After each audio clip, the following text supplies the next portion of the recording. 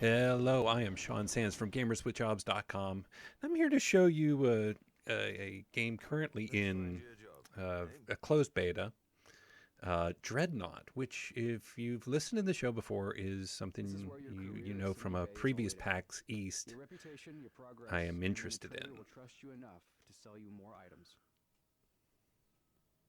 So this is it's not quite free to play. I'm not really sure what the long term sort of monetization model is, but the idea is this is a game where you get into giant spaceships on 5v5, I believe, teams, and you shoot at each other, which, is what you should do with spaceships, I guess. But really, this is sort of like a World of Warships kind of idea where it's really about positioning more than it's about sort of fast, super, constant action, right?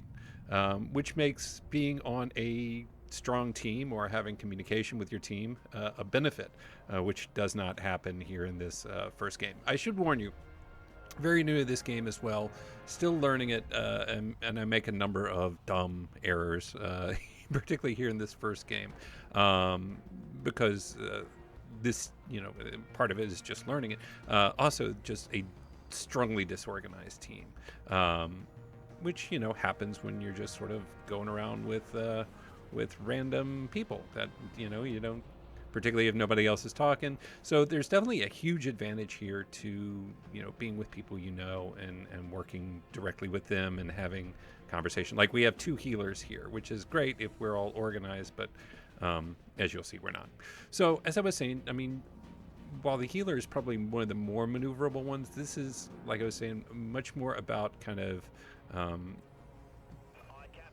positioning large ships in a situation where where you've got good teamwork, and then it's kind of the powerhouse punches for the most part, particularly these dreadnoughts and battle cruisers and destroyers and things like that. These are just, there are a few smaller ships. I think it's hard to tell. And yeah, these dreadnoughts can just like warp into battle and just unleash a ridiculous amount of damage, as can the sort of small, stealthier ships, which I think one of them's probably sneaking up on me at this point. Dreadnought is currently in beta. It's by the guys who made Grey Goo. Yeah. This gets, yeah. Those are all. that was death for sure.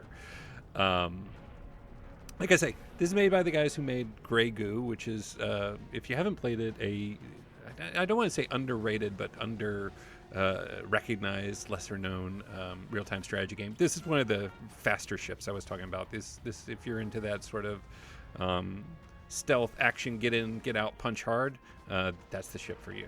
So I've switched to a destroyer here, thinking we have another healer, so don't need two healers. He also immediately looks like either switched to a dreadnought or destroyer there. So now we have no healers. Good job. You can see up at the top that each ship has a complement of like 4 special abilities, along with its sort of primary and secondary weapons.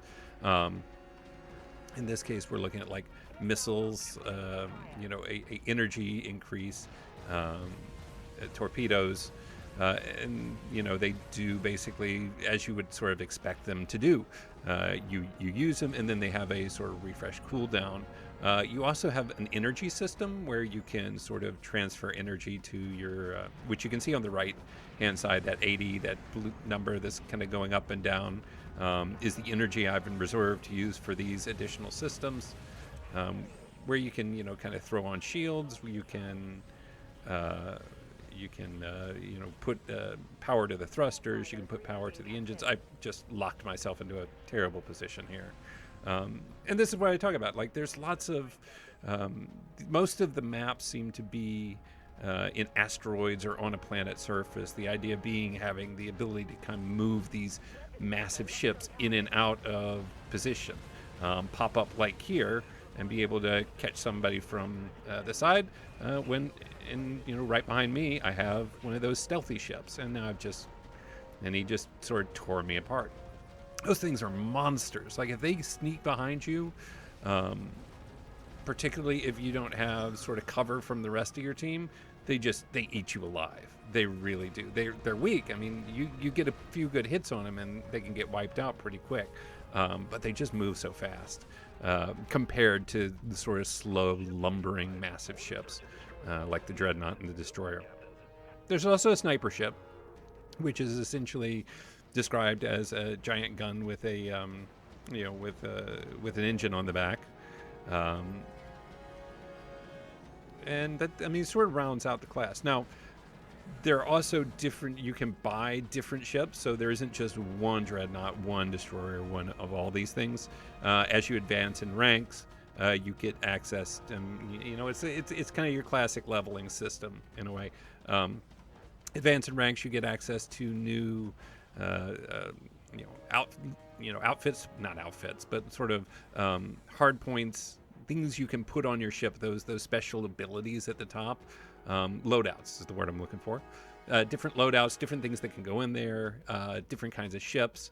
And you actually have this point to progression. So being only level 3 or whatever, a lot of the abilities and the different things I might be able to put on my ship to customize it is pretty limited. And there's a pretty, I mean, for this early in the beta, there's a pretty healthy amount of stuff in there to choose from. For example, I mean, I know there's like one of the mid to later ones you can put on this ship is essentially an auto shooter. So you just kind of fire out this pod, and it just shoots at targets for you while you go and hide, because you're a healer, and that's what you're supposed to do, is stay out of the way, which I'm trying to do here. I'm trying to get in a position where I've got some cover, but the reality is we're just kind of all over the place. This team just, I'll go ahead and spoil the ending for you here. We're not going to win this one.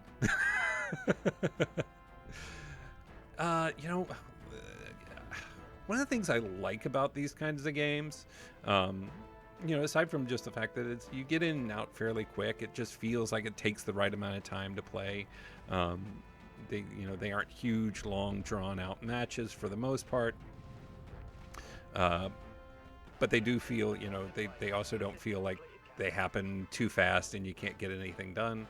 You can see here that kind of thing that's spewing out that sphere of green is my auto healer pod. So it's essentially an emplacement I can put around another, in a specific location to provide healing for my allies. So like here, I mean, my plan is obvious. This guy's going to stay out there and take the punches if he wants.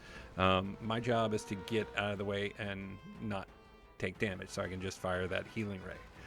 For this ship, that ray is both your weapon and your heal. So, I mean, sort of like, oh, you see that you see how he's kind of moving away from me? That was a tractor beam, which, is just a brutal thing to get caught in. I get caught in it in another game later, may have been earlier. And, just losing control of your ship and being dragged to a massive dreadnought,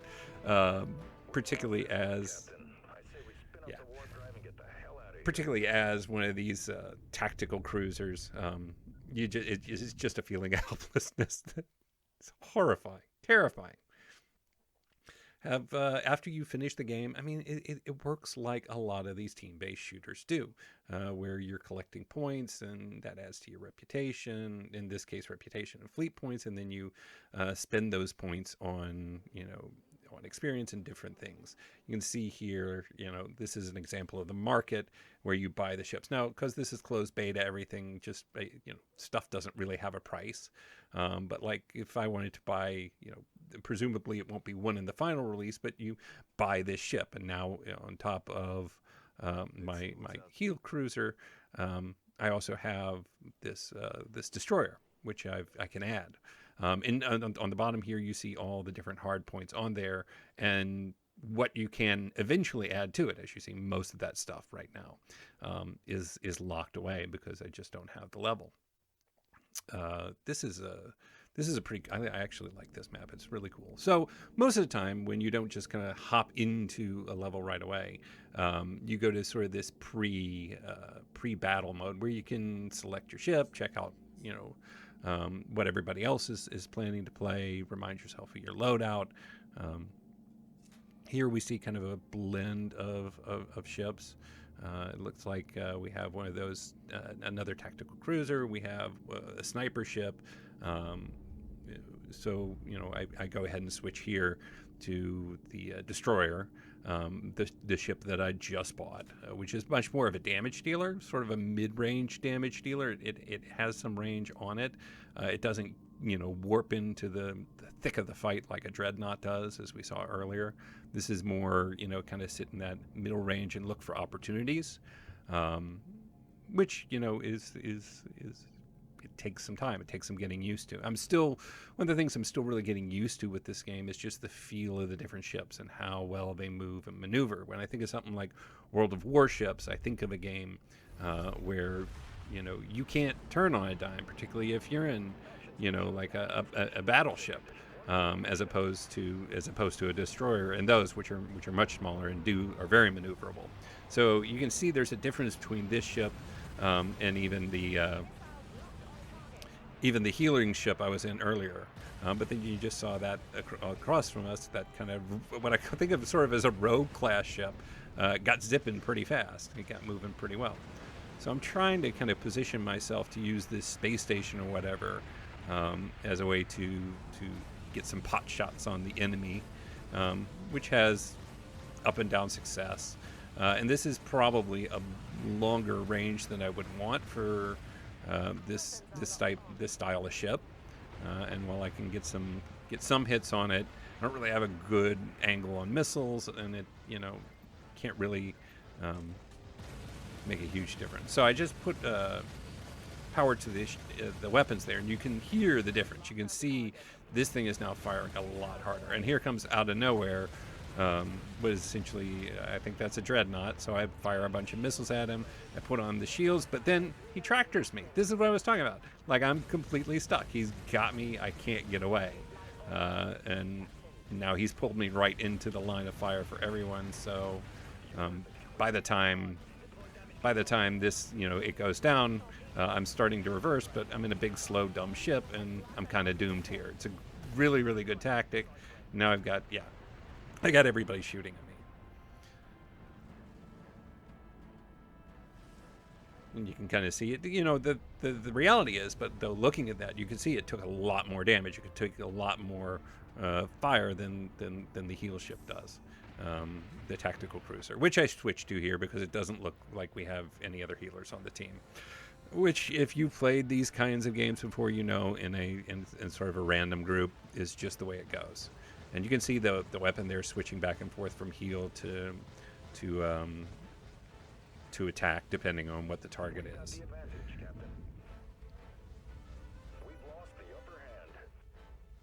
So, obviously, as the healer, you want to find a nice place and just hide there.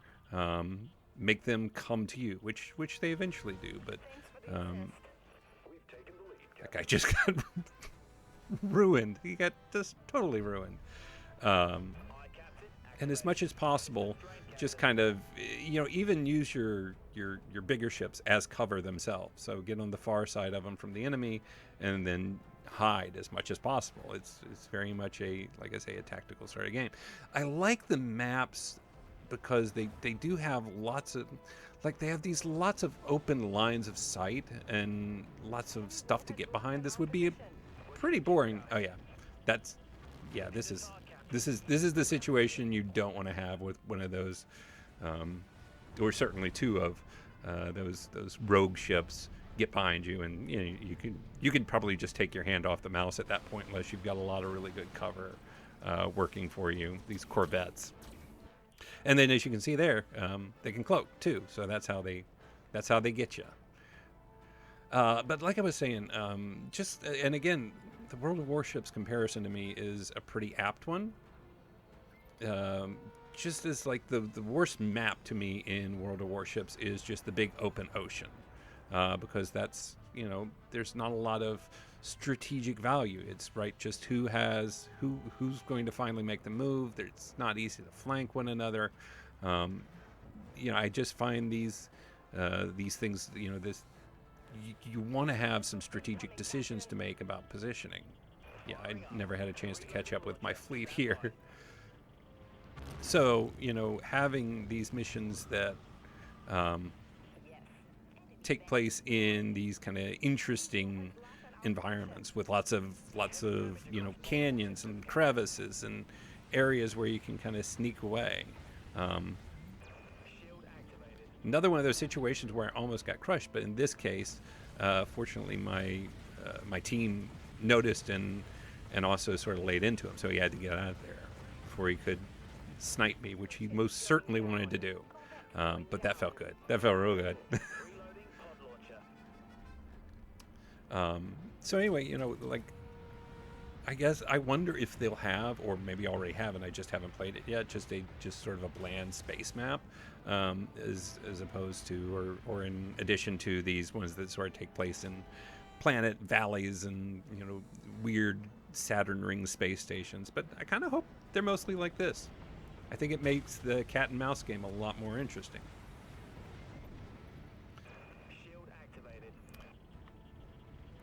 Shields are super important, and they're easy to forget sometimes. But use your shields. That's the rule of this game. Just use your shields, because that's, particularly as these sort of smaller ships, they're just critical. Oh, and here this guy has snuck behind me while my energy's low, which again is a bad place to be. The maneuverability of these things is going to take some getting used to. The one thing I don't necessarily like, and you actually just control your ship with WASD and a vertical kind of up and down key, which I have bound to shift and space. One thing I don't want to say don't like, but I'm still finding problematic, and maybe there is a setting for this, but I haven't found it, is you can't really strafe left and right, which, while you can do these sort of up and down strafes, like I was doing earlier with the destroyer, getting behind something and then just kind of sliding left or sliding right feels like a natural thing that should happen in this game. If that setting exists, like I say, haven't found it yet. So this is going, and this is sort of the ideal situation here. Several large, heavy ships, well clustered together, sort of covering each other's flanks, as opposed to running off in every direction, with a healer who can kind of try to keep everybody alive. I don't think I keep this guy alive, no. And what I should have done there is probably powered, in the case of a healer, throwing extra power to your weapons is the way to kind of increase your healing, and I didn't do a good job of this. And then, of course, I go wandering off on my own. And as I recall, this has predictable results. I'm recording the voice here after playing these games. Yeah, that's the sniper ship just wrecking my face, and I go kind of panicking out into the middle of nowhere. But those shields, man, they're the one thing that I think end up keeping me alive here. Oof, close one. So I'm trying to position myself behind this asteroid to take away his line of sight, but he drove me right into the jaws of the trap. I don't know if that trap was on purpose, but it was good whether it was or wasn't.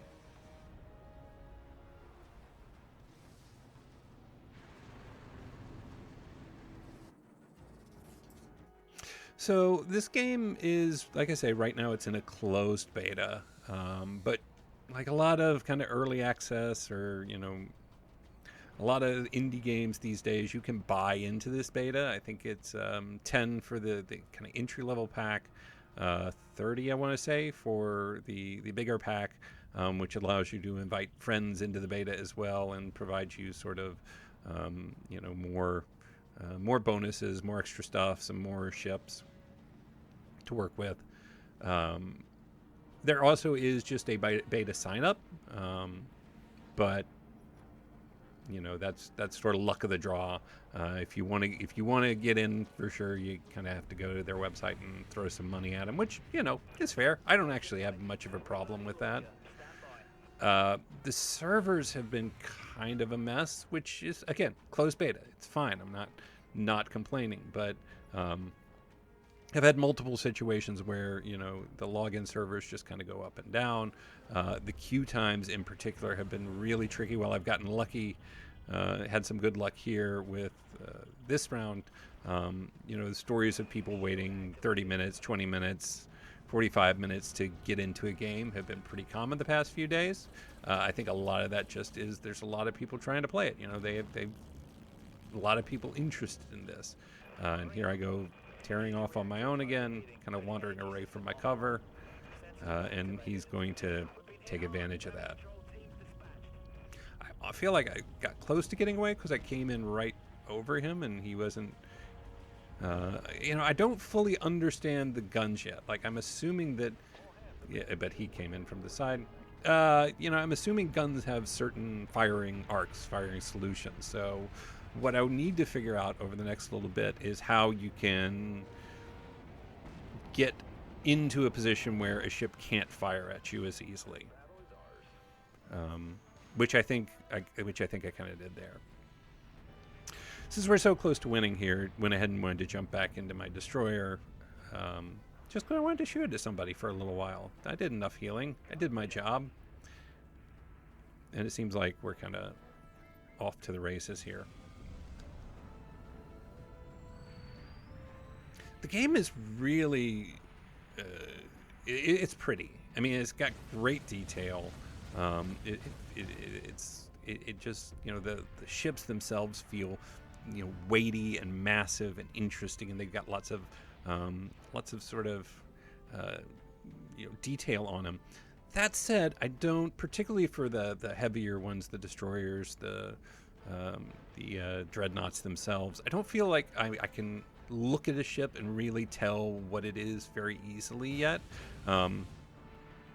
That's less true, I guess, with those Corvettes because they're so tiny and they move so fast. And I think the healers sort of stand out like a sore thumb. But beyond that, even telling the difference between ship classes, much less what type of destroyer or what type of cruiser it is, they do have still kind of a more amorphous blob quality to them, which is fine. Maybe as I get more and more used to playing the game, it'll make more sense. But right now, I don't feel like I look at the ship and like this. Oh, that's my ship, and you can, that's. I'm looking at a destroyer that has these gun emplacements, or that's this class or something like that. But we'll see what that ends up. I think, as I said, go back to the comparison, I think World of Warships sometimes suffers the same problem, right? One battleship, it's sort of hard to tell unless you really get into the nuance of it, the difference from one to the next. So it's a minor, I wouldn't even call it a complaint, just something to think about. Yeah, pretty typical. You get experience at the end that allows you to rank up to the next level, which unlocks the next set of perks or abilities or whatever.